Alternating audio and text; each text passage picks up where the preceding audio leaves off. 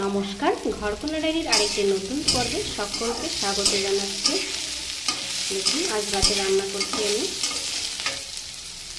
বেগুন আর একটি আলু, একটি বেগুন কালো জিরে ফোড়ন দিয়ে একটু ভেজে নিলাম।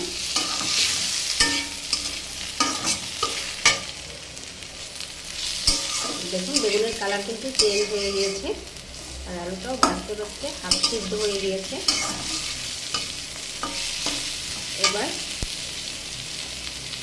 এখানে লবণ আর হলুদ গুলিয়ে জল রেখেছি, এটা দিয়ে দেবো।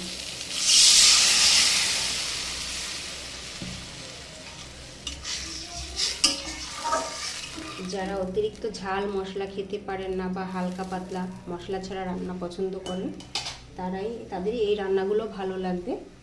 দেখুন, বেগুনটা শুধু কালো জিরে ফোড়ন দিয়ে ভেজেছি আর লবণ হলুদ গুলিয়ে জল দিয়েছি। এটা ফুটে উঠলে সিদ্ধ হবে, পরে নামিয়ে নেব।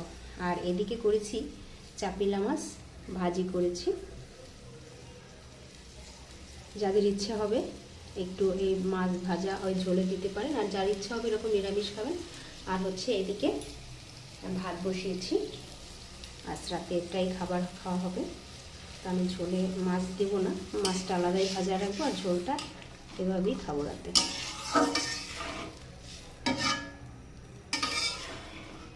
বেগুন আর আলু দিয়ে এইভাবে পাতলা ঝোল খেতেও বেশ ভালো লাগে, বেশ স্বাস্থ্যকর।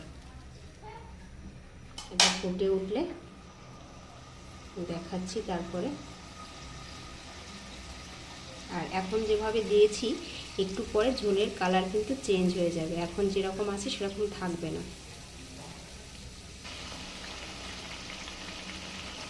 দেখুন, টুকটুকে লাল ঝোল হয়ে গিয়েছে আর ঝোলটা কত সুন্দর ফুটতেছে। পরে কিন্তু কালারটা আবার হলুদ হয়ে যাবে শেষে, তারপরে ঝোলটা নামিয়ে নেব। রাতের খাবারে এভাবে হালকা পাতলা খাবার হলে সেটাই স্বাস্থ্যকর হয়।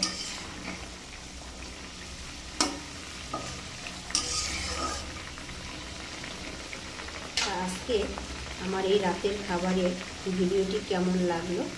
বেগুন আর আলু দিয়ে একটু পাতলা ঝোল, চাপিলা মাছ ভাজা আর এদিকে ভাত।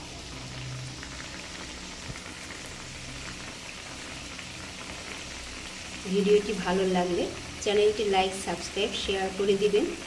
আর যারা যারা ভিডিওটি দেখলেন তাদের সকলের জন্য রইল শুভকামনা। সবাই ভালো থাকবেন। নমস্কার। আজকে এই পর্যন্তই। আমি ঝোলটা আরেকটু টেনে গেলে তারপরে নামিয়ে নেব।